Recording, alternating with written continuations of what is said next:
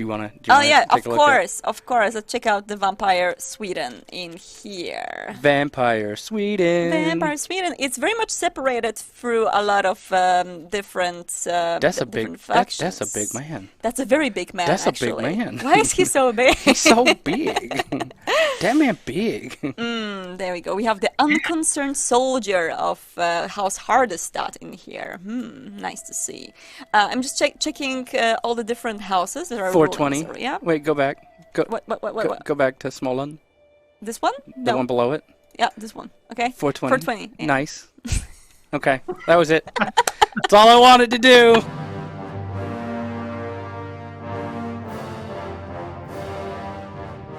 Hello. Yeah. Nice to be here. Yeah, Stefan is responsible for the Prince of Darkness mod for CK3, and we thought this would be a nice showcase to show you guys the power of mods, how they're done, and to welcome the creator of this mod because, well, modders deserve as much credit as they can get because they work harder than most of us do. So, we have the game pulled up with the mod installed. Easy peasy, lemon squeezy. I think we have a video to show you how mods are done, but we'll show you that in a little bit. For right now, we're just going to start off a new game right from the beginning and launch right into it. Yes, and as you can see, it already starts to go pretty deep into the world of darkness, which if you are not yet accustomed with World of Darkness, this is the world in which the supernatural creatures are living among us. And this in particular is inspired by not only one of the newest additions to the World of Darkness, which is Vampire the Masquerade 5th edition, but also Vampire Dark Ages, and setting up, all of this medieval history on how it would look like when the leaders would be vampires. Is that right, Stefan? What was your approach to it? That's right. That's right. This mod actually got started back in 2014 on Crusader Kings 2. And originally I was like, Crusader Kings 2 is a great game about his history, events that happen really, really in depth. But what would make it better is if I threw all that out and made it about vampires. So that's the idea. And it went through several permutations to get to the current mod here. But I should say, for credit, I am just one of the developers, the primary lead developers, but we have a good team of about 4 or 5 people that have committed a lot of time to this project. Yeah, feel free to give them a shout out if you would like. Give them some credit. Sure. That's why we're here. Card has done a great work on the history stuff. Some of our new 3D models, some of the Nosferatu and whatnot, are by Emeryville. A lot of the Code of Arms work is by Hastur, and we have several other people contributing code, small and large, to the project. So I think it's a very good moment to actually start playing, and at the very beginning we can choose one of the main leaders, but we can also try to play as any ruler, which will give us an option to play as many different vampire characters which might be known from the lore if you read the Vampire the Masquerade books in the past, but we can also modify these leaders to our own need. And I'm going to actually right now pick Atreus of Clan Tremere. You don't want to start on a hard difficulty one right off the bat? No? Maybe not the best idea, but we can actually make this a little bit harder by this is what I did when I first played this game. I tried to pick one of those leaders, but then try to change the clan and the faith and all of the things, which put me in a pretty difficult position. But maybe Stefan can tell us a little bit more about the customization of your vampire leader. Sure. First off, we do have a lot of canon characters there. More than 1,000 characters from the World of Darkness lore are there to pick. But if you don't want that and you want to do your own customization, we did write a customization script there so that you can, in a lore-friendly way, get to the right clan, bloodline, path of enlightenment that you want to achieve. So we can go through that. Sure. Yeah, the thing is, when I actually changed Atreus into Setite, because, of course I would do that, then unfortunately I was surrounded by everyone else being either Tremere or disliking me, which put the game in the hard mode. This is fine. But fine. Yeah, so the beginning, the introduction really sets a very good tone about vampire mechanics and how they actually fit into the world of CK3. So what Stefan and the crew did is they adapted Vampire the Masquerade Masquerade rules to CK3 mechanics, or CK3 mechanics to Vampire the Masquerade rules, and actually change some things, for example, religions, to fit the lore a little bit more. Could you explain, as I'm going through the introduction, what things have you changed from the basic game? Sure. Well, we changed almost everything. First off, to the map. I mean, it's actually a testament to how great a mod tool you can use with Crusader Kings 2. It's got really good bones and also a lot of new features that we really leaned into for this mod that we just couldn't do in CK2. But first, we changed all our event themes so that it's consistently this dark city set. We changed the map outlook so it's darker and mistier. We could change the event icons and traits and pretty much overhaul all the graphics, except we kept it the standard CK3 map in geography, but the actual political and religious structure is fully World of Darkness. Yep, and that is a good point. So those of you that know, we just released this game on September 1st, and this is a very large, very in-depth, very high-scale mod. And yeah, it is an undertaking. How were you able to handle this level of a mod this early on in the game? Well, first off, having experience with any kind of modding in a Paradox title will help you mod other Paradox titles. Like if you could mod CK2, you would have a clue about what's going on in Stellaris or EU4 or Hearts of Iron. If you did any modding in Imperator, then CK2 is based off the same Jomani engine. So it's very, very similar. I should mention that I did freelance content design for Crusader Kings 3 2 years ago. So I did get a good early look at the system.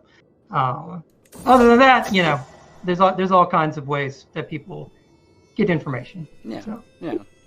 Yeah, sure. And of course, here we are playing as vampires. So for people who are more accustomed to CK3 and played the basic vanilla game for a long time, they might be used to the idea of dynasties as, families that have members that die of old age or sickness, and then they have progeny, and that progeny takes over. This is a little bit different when you're an eternal creature, which only may stop being eternal if you are being staked or, meet the sun. Other misfortunes. Misfortunes, exactly.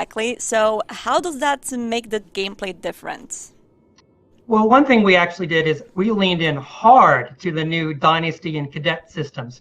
Usually when you're playing Crusader Kings 3, you're the only member of your dynasty, particularly if you rolled your own. And there are, hundreds of dynasties, maybe thousands of dynasties throughout the world, each county having a different dynasty with it.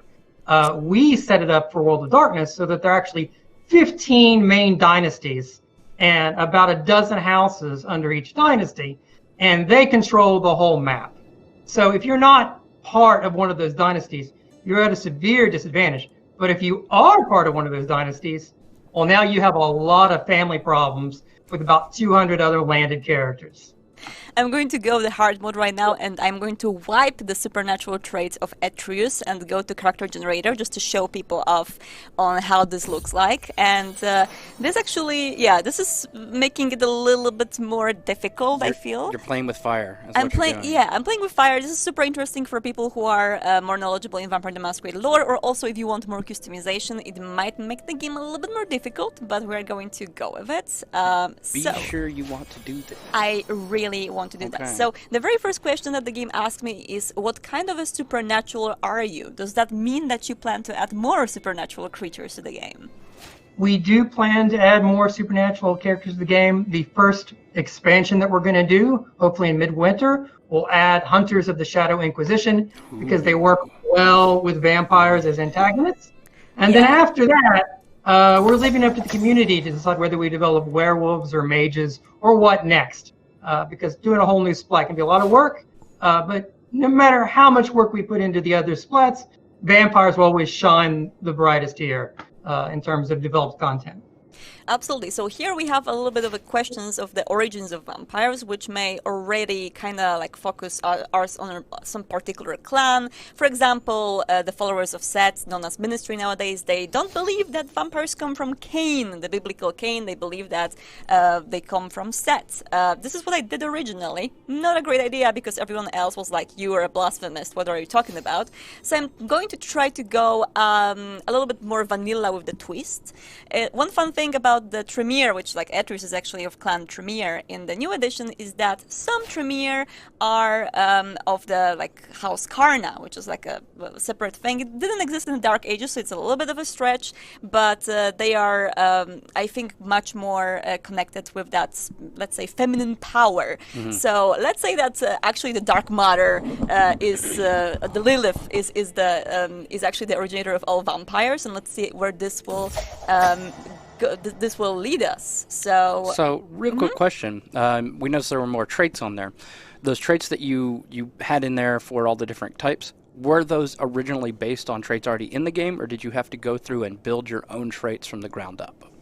We built our own traits from the ground up, and that's actually the easiest thing. You want to talk about something time intensive? It's actually adding secrets, and we added a lot of secrets because vampires. You know? Right. I'm checking the different options we have in here about which antediluvian funded my personal clan, for example. Right. So let's be a Ventru, which are they try to be the rulers anyway. That's the clan of the leaders, and also the clan of like I feel like most of the Camarilla princes out there. So that would be pretty fun. Also, it's kind of funny that we're playing Etrius of Cantramere, who's a Ventru, but why not? Right. Do that. Interesting. For those of you that don't know the lore. I know, but it's a little bit of a mishmash. You can really mix up anything in here. So yeah, this is something that you can go very much deep into the customization. I'm going to just like pick some additional options in here, and yeah, sure. Let's be a child of Mithras. So here we can also pick our disciplines. So can you please let us know how disciplines work in the mod per se? Sure. So disciplines work in a couple different ways. First off, we have a trait that is usually at least the 3 associated with your clan or bloodline, but that trait then unlocks lifestyles that have a whole perk tree that you go down to develop different powers, largely in accordance with the V5 definition of the powers, because V5 consolidated a lot of disciplines to a smaller number of trees and made it a lot easier to deal with. But you can still branch off from there. So for instance, if you're going to shapeshift with protein and you're a gangrel, you might become a wolf. But if you're a Setite, you're going to become a giant snake. Yes, these are basically vampiric powers, for those of you guys who are not accustomed to Vampire and Masquerade, and they allow you... I know that you... I mean, I don't know anything. This is my first time playing a video game, so I'm really glad I have knowledgeable people around me. So, for example, here, because I'm doing this kind of a mix, Tremere originally are the masters of blood sorcery. They're the blood mages. And so I'm going to make Mithras into another clan, but he's still going to have blood sorcery. He's also going to have Dominate, which allows you to manipulate the minds of others and make them, for example, do something for you. I guess that's a good angle. You can just act like I don't know anything, and you're explaining to me. I know, right? I like this plan. And fortitude is, I think, is a very important discipline for leaders, because it is your, you are like a rock. You're a stone standing in one place, and nothing can push you away from that place. So now I know. Yeah, we are the owners of the throne. So that's, that's I think what we're going to go for. So how does blood potency work in the mod? Blood potency. So blood potency, we have it tracking with V5. So vampires have a generation, which is how far they're descended from Cain. But blood potency is how potent their blood is. It gives them some passive bonuses in terms of their attributes, like prowess and intrigue and things like that. But it also gates certain abilities for their higher power. And also it determines how much blood you need to satisfy your hunger. Yes, and fun fact is you can heighten your blood potency by sucking the blood dry out of another vampire, which is called diablerie. Oh no! It's a horrible crime in the world of vampires. No. At least, according to a lot of vampires, you might establish your own faith in this mod, which allows you to actually diablerize other vampires and not be punished by it because it's not a sin. So would you say that they took full advantage of the faith and religion system to flesh out an entire universe based on the CK3 engine? Oh my god, this is one of my favorite parts of this mod. And Stefan, I'm going to let you talk about it, but I just want to say I love it. Sure. So we made a huge change with all the religions and faiths. We used them to reflect the world of Darkness vampires' paths of enlightenment, or roads of belief that vampires in the Dark Ages have, that define how they relate to the world and how they keep the beast at bay, which is a supernatural voice in their head encouraging them to do terrible vampire things. And if they do too many, terrible vampire things. Terrible vampire things. They will turn into a monster that has to abdicate their title. I mean, that's the big problem, abdicating your titles, but otherwise becoming a monster that can't interact with humanity. So they have different methods to approach that, and they have different crimes for their religions, for their faiths, and that features then here in the game. And they have different orientations to diablerie or the Masquerade, whether or not they should be compassionate to mortals, that kind of thing. Yeah, so the roads in here are a little bit more, I would say maybe a bit more complicated parts of the lore, but if you want to read on exactly what they mean and what kind of they are explained in the game as well, but once you are in a character creation, you might want to like refer to Wiki or other source to make sure that you are picking the right one. But what do roads do exactly?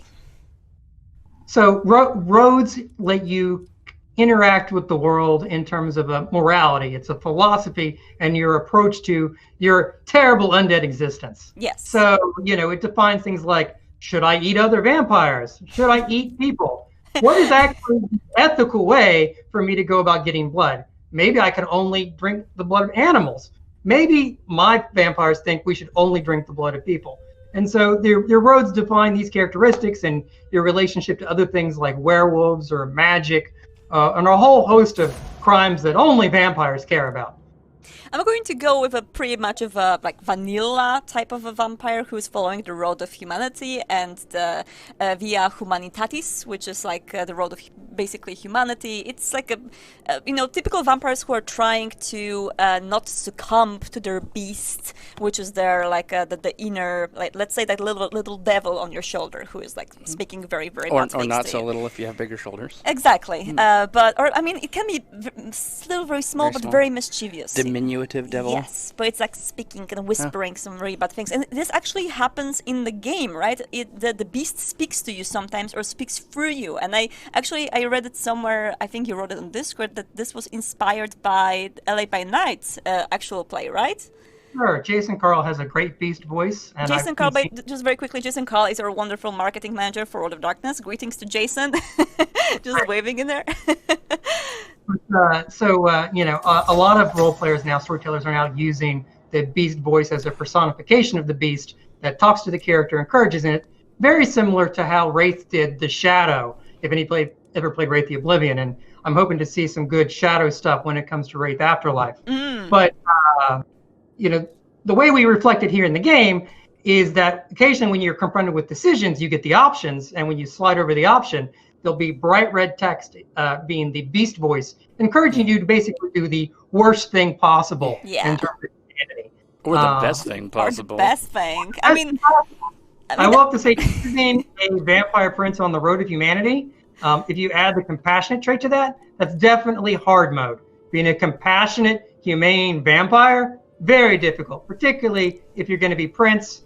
I don't think most of the players choose that option yet, but I will challenge them to do so. So this is a little bit of a hard mode, what we have on the screen right now. The type of a prey, there's either humans or vampires. So there are some vampires that only feed on other vampires, either for ethical reasons or because they just like want to get that power. And this is like, I'm just telling from my tabletop experience, playing a blood leech is difficult. It's not easy because you need to either coerce other vampires to give you their blood, or you need to hunt other vampires, which is not the best way to stay alive for a long Right. time.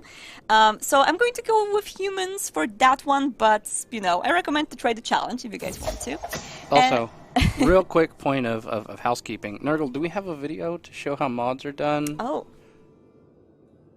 No? No. Wow, Nurgle, how could you? My heart is shattered into 1,000 pieces. Yeah, so many of you are asking, yes, this is a mod. Stefan here is the creator, one of the creators, apologies, of the Prince of Darkness mod for CK3. You can download this in our Steam Workshop, and we do have a video, hopefully, of how to install those mods. No? Definitely not? Oh, man. I thought we did. Well, this is actually pretty bummer. straightforward, though, because because of wonderful attempt from Stefan and his team of making this mod. It's one of the top-rated mods on both Paradox Plaza and Steam Workshop. Yep. So it's very easy to find. And if you guys want to play as a vampire in CK3 and try to get into the World of Darkness through Princess of Darkness mod, you will be able to find this mod very easily on both.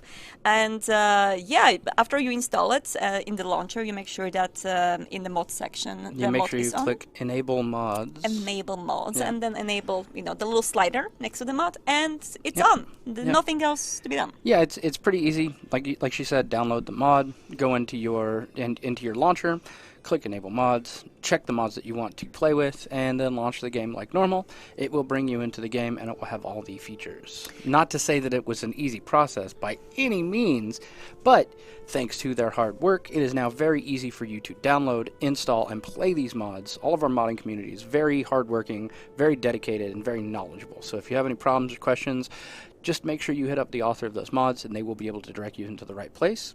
And a little bit of paperwork here is we are here for the strategy weekend for Paradox. That's why we're here, having this excellent conversation, showing you the power of mods. While CK3 is just brand new to the market and not on sale this weekend, we do have a lot of really interesting other strategy games, including CK2 and a lot of the content for that. So make sure you check out the store, go to Steam, see all of our wonderful sales. Yeah, I'm sorry, that was really boring. I want to interject just with a warning, because I don't know why don't you warn your audience that potentially buying any of these titles is going to deprive them of sleep for the next few days, you don't need sleep. Or weeks. You don't need sleep, you have a game. Well, I mean, that's right. But Exactly. So yeah, CK3 is definitely one of our strategy games, but unfortunately not on sale. But the good news, the long-awaited patch, is coming out sometime next week. So make sure that you pay attention to our news. As soon as we have a better date for you guys, we will, make sure that we share that with you. And additionally, much discussed is the length of said patch. It is 5.3 Groogies long. It is a massive patch. So the changelog is filled with all kinds of good stuff, which also includes many of the suggestions, questions, concerns, and comments that you guys have brought up. So we did do our best to listen to you, and anything that we could improve in the meantime we got in there. That does not mean that we are done by any means, so please continue with your suggestions, your concerns, any problems you may have. And in the meantime, let's get done with the boring stuff. I'm so sorry, that was preachy. That was terrible. Let's get back to it. It was great, actually. Don't be so hard on Yeah. yourself. There was a lot of bats in your my belfry? Yeah, Bats in my belfry? But I just want to say that speaking of bats, I've made him into a siren, which is a very sexy beast. He's going to hunt by seduction. Look at his face. He looks so much better than when we renounced our traits. I know, so because he suddenly turned more attractive after I made him into a sexy beast. Imagine that. So is that like a plant thing? They do turn more attractive once I turn them into a siren. Well, actually, when you choose the prototype siren, if you aren't already beautiful, it gives you the comely trait. Oh. So that's why you got cuter. Oh, I mean, it's crazy how he actually does look much more cute than he looked initially. You have a very kawaii-des. If you'd chosen to be Nosferatu, you wouldn't look much, much worse. I suspect that will be a thing. So I want to ask, because of course, like Ventru, all the vampires have their curse, and that depends on what clan you are. The curse may be different.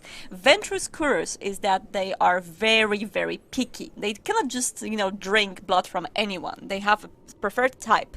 So how does this type work here in the mod? Don't we all? Oh, I know. So in addition to choosing your predator type, which is a V5 system, you also can choose your prey restriction as a vampire and go through a series of categories. We couldn't obviously let you choose, only teenage milkmaids, but we divided humanity into several different slices of about 6 types each. So, age and gender, or their occupation, or their primary sin trait, or their primary virtue trait.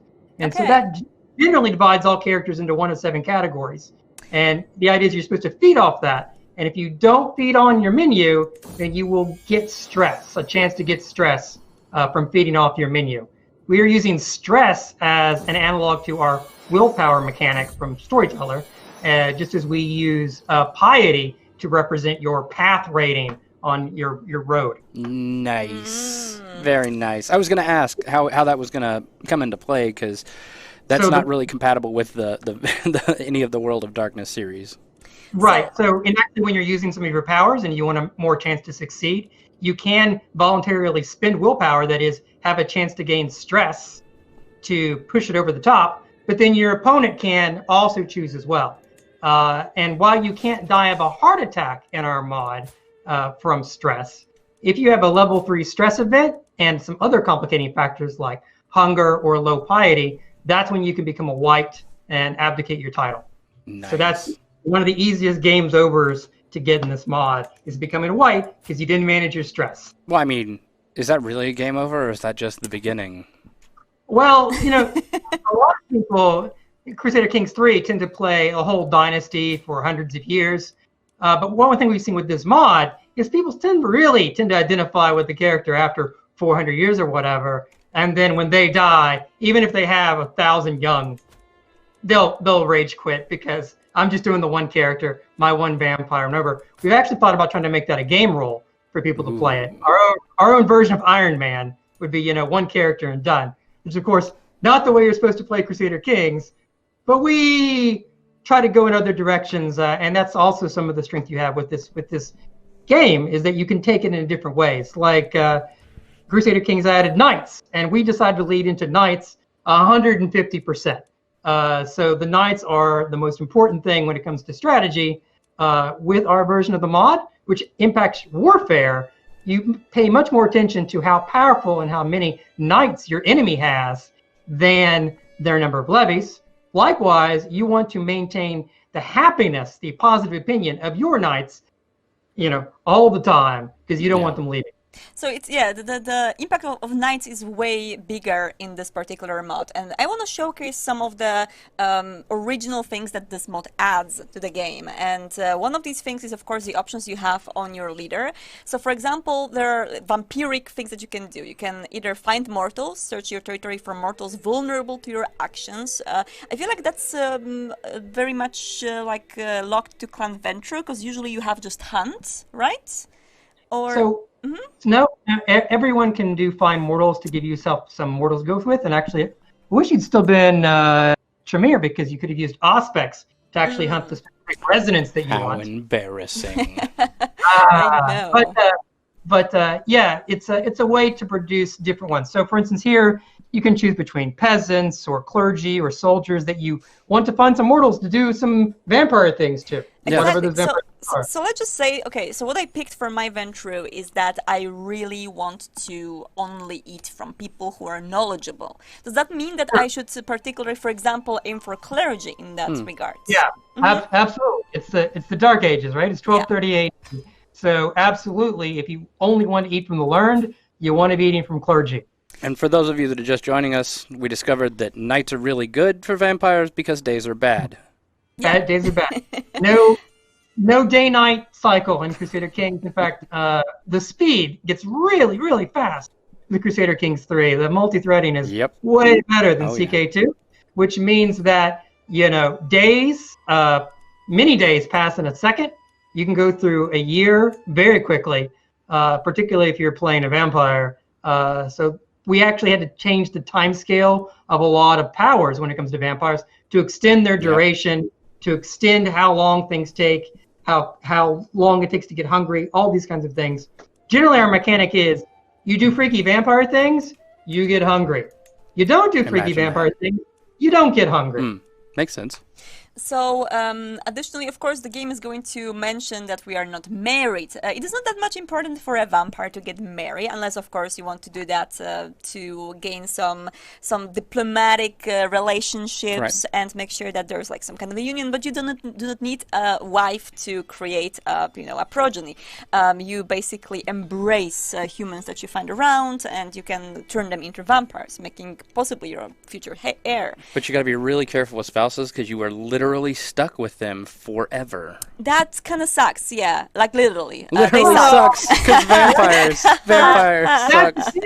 That depends on your road. Right, if you are a Ventru on Via Regalis, then that marriage is forever if it's to another vampire until one of you dies. However, others are much more liberal about these things. The important thing here, though, is that the importance of marriage is establishing political alliances for warfare. That's what marriage is really about. I can create the Duchy of Transylvania, which is also like something very vampiric in this particular regard. But I want to talk very quickly about other vampiric options, things that I can do. I can blood search, which is in tabletop, it's something that we do when we do not feel too much powerful in a particular role that we want to make. We want more dice on the table, we want more chances to actually like score a big win. So that's using our blood to fuel ourselves and make ourselves more powerful. Pull up the larger character so we can see it outside of our chat window. Okay, there we go. So that's here. Yeah. So now you can see the traits on blood search. There. Oh yeah, there we go. So this is the usage of the power of the blood to increase our vampire abilities. There's also an ability to spawn the army, which is like so cool. I wish we could do that in regular CK3 with our leaders. I just want to be a Queen of Poland who just like spawns Polish people and just swarms Sweden. Isn't that what history said already happened? Isn't that the other way around? It was Sweden and Poland.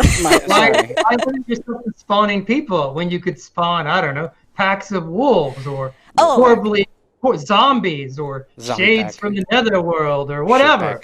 Queen of Poland spawning zombies to attack Sweden. I feel like that's a very good option for medieval times. But we could do all of these things. But additionally... Wait. Vampire Sweden, double OP? You heard it here, folks. Vampire Sweden is double OP. We can take a look at Vampire Sweden if we want. It's there on the map. Do you want to? Of course. Let's check out the Vampire Sweden in here. Vampire Sweden. It's very much separated through a lot of different. That's a big factions. That's a big man. That's a very big man. That's actually. A big man. Why is he so big? He's so big. That man big. There we go. We have the unconcerned soldier of House Hardestadt in here. Nice to see. I'm just checking all the different houses. There are 420. Yeah. Wait, go back. What? Go back to Smolen. This one? The one below it. Yeah, this one. Okay. 420. 420. Yeah. Nice. Okay, that was it. That's all I wanted to do. I've accomplished my goals today. You know what? I love your impact in there. Also, I just want to say that our console kinda sucks. I mean, literally. That's because they're vampires. I know. That's just how it works. That was a bloody good joke. Wow, all the vampire puns. Can we just add more of them in here? I think that's Look, just acknowledge them and say fangs and moved on. Yeah, so listen, this is our land, and of course we need to make sure that people from lands around us are very much, happy with us. For example, we have a very good relationship with this one. I'm just trying to find someone we don't really have a good relationship with. Perfect. All right, and I want to see if there's an option to scheme the diablerie. 8%. No, yes, this 8% scheme seems Perfect. I know, that's maybe not the very best idea. But maybe I can diablerize my horrible steward, which I hate. Let me see. 13% in 6 years, that's not worth it. Anyway, yeah, so diablery is, of course, an option for you if you do not want to just straight off murder your opponents. You can suck their blood to make sure that you gain their powers. It's, on one hand, it's something that gives you more than just murdering. Yeah. On the other hand, it is risky because most of the vampires like Would consider frown that. on that? Yeah, they would kind of frown in Yeah. a way that kind of could put you on the stake. I guess you could say it's pretty high stakes then. I love your bloody humor. It's great. Anyway, Look, it's going to get to the point where there's too many bad puns. That'll be the final nail in the coffin. can I feel like I feel personally attacked by all of these wonderful vampiric puns. I'm going to show you right now how the new blood works please. in the game. Please. So we searched the area for the humans. We're trying to find the humans to do very much malicious things with them, or maybe good things. Maybe we can just make them marry each other or something. So we have a lot of the humans in here, and what can we do with humans, Stefan? So much. Well, you can eat them. That's one thing. Yes. Eat them. You can eat them and then turn them into your undead childer, so that you have heirs. You can do that. You can appoint them to council positions. You can have them as knights. You can, if they aren't in your court and there's in some other court, you can summon them to you with your freaky vampire power. You can entrance them to make them love you. You can dominate them to put a hook on them, so you can do things to them. So I want to pick one of them to become my childer. How should I approach this strategically? It is a scheme. So you would right-click on them and choose the Embrace scheme. Embrace. Do we want to embrace Euphrosyne? I think like her name is great, and she's a zealous empath, and like, she's my creature as well. A great name is a great reason to damn someone for eternity. I know, like it, right? Yeah, all right, let's... Would you say it's a damn good reason? It's a damn good reason. There we go. Perfect. I'm making her ready because she also has some liking to me. Her opinion of me is +12, so that's a good start. Yeah. You know, you don't want to embrace someone who outright hates you, because that's, you know, an opportunity to make an immortal enemy for yourself. So let's start this scheme in here, and as we started that scheme, can we still hunt someone else at the same time? You can, because you're a vampire, we by default unlock 2 intrigue hostile plots. Oh, perfect. 2 hostile schemes at a time, just for being a vampire. We're so great. And you still have 1 personal plot as well. So, Man, yeah. 95% success chance and 95% for secrecy. That's impressive. It is pretty impressive. It's easy for vampires to hunt unlike such peasants. Yeah, I mean this is a poor mortal, so makes sense. Pure mortal. So what we will probably make it more complicated in the future. Yeah. Maybe someone comes in, a rival swoops in and steals your prize out of you, or you try to embrace one and you get attacked by hunters. Obviously, we're just the first month into Crusader Kings. Yeah. Right. Give us some time, people. Give us some time. There are so many events, though. Even though that's, you know, you guys just started. We maybe will see some of them. I just need to like pick up the pace a bit. Yeah. But I'm particularly picking Joanna to suck her dry. Let me say, because she's analytic empath, so that kind of gives me a vibe that, you know, she might be knowledgeable, and that's kind of the prey that I'm looking for specifically.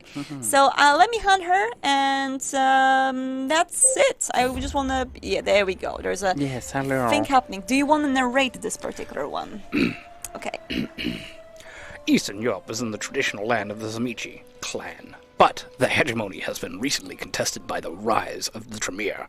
Backed by German and Hungarian Ventru, a recent war has been ended with a bitter peace treaty between Vladimir Rostovich, voivode of voivodes, and Jürgen von Verden, Ventru Crusader. A buffer state, the Obertus Order, has been established, headed by the broker of peace, Micah Vikos. Now, Now everyone licks their wounds. Rostovich trying to assure his control of the clan and the Hungarian Ventru, solving a succession crisis with the torpor of their leader, Boscu.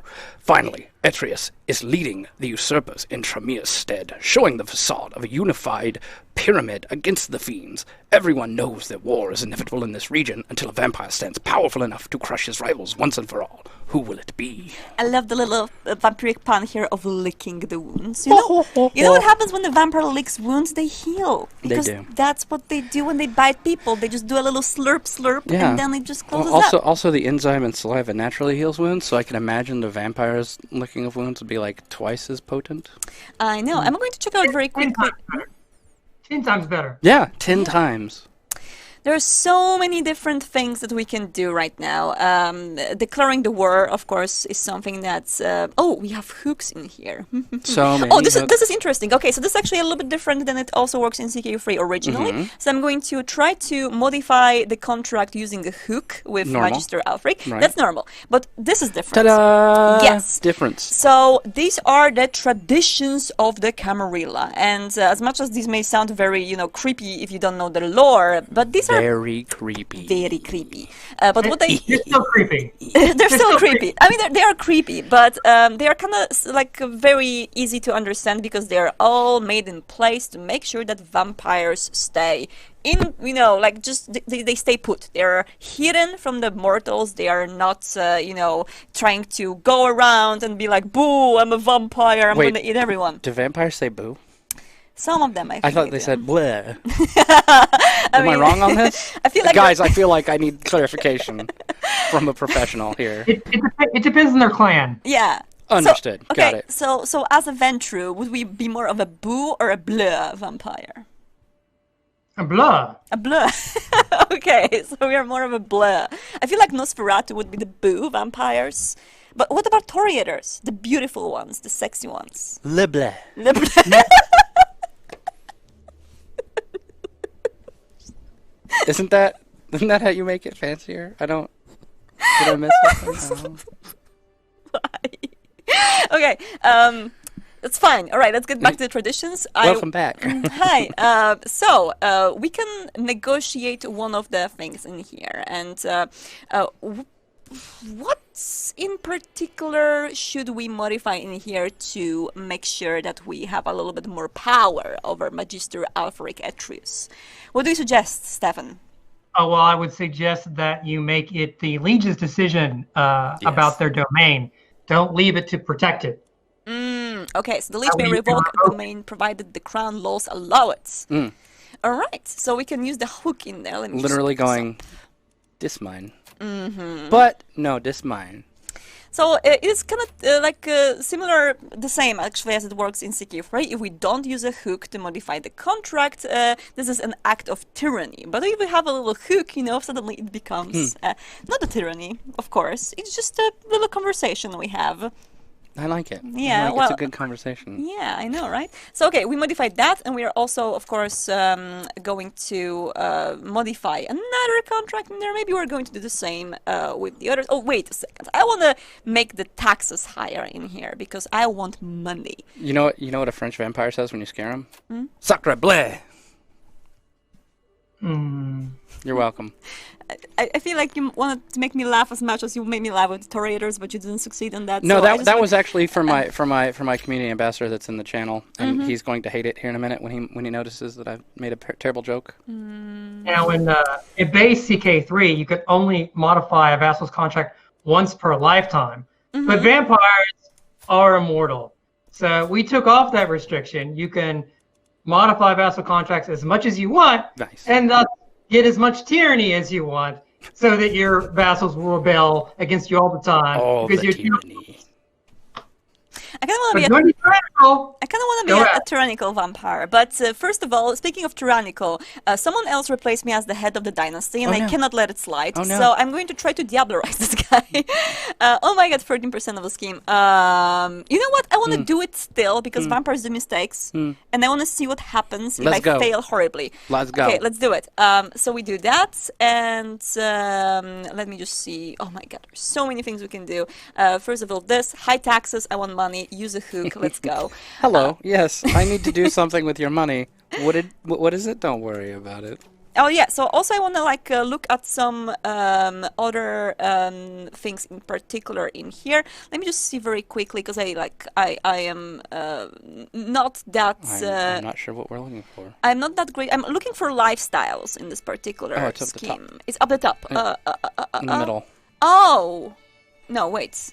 Is it? Oh, lifestyle. There we go. There we go. Got it. So this is interesting. So on top of the regular lifestyles which we have in Crusader Kings 3, we have the ones which are something that people who play Vampire the Masquerade 5th edition may know as the resonances. These are the resonances of the blood, which, for example, if you drink from a human who is particularly sad about something, who's grieving, that person has the blood of the melancholic resonance.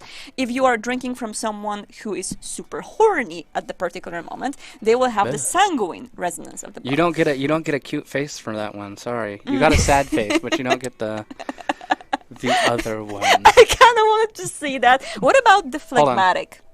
Oh, that's a cute face, though. That's all I got. All I got's cute. Sorry. Okay, what about the choleric one? I mean, more pious, right? Oh, choleric is angry. Oh, choleric. Choleric, yeah. I should probably get my ears checked out.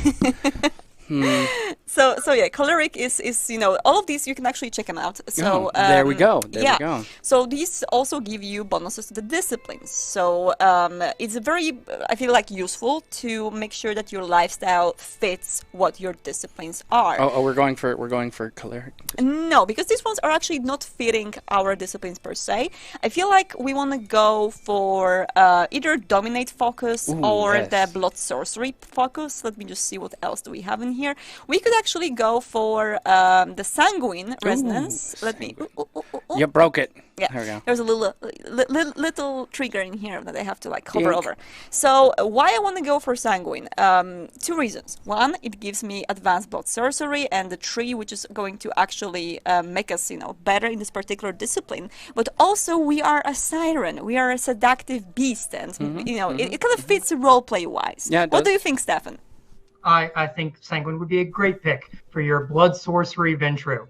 Perfect. Great. So I'm going to pick the blood sorcery focus with the true magic in the blood. Select this one, and so we need to right now find humans of sanguine resonance to drink from them to be able to unlock this, right?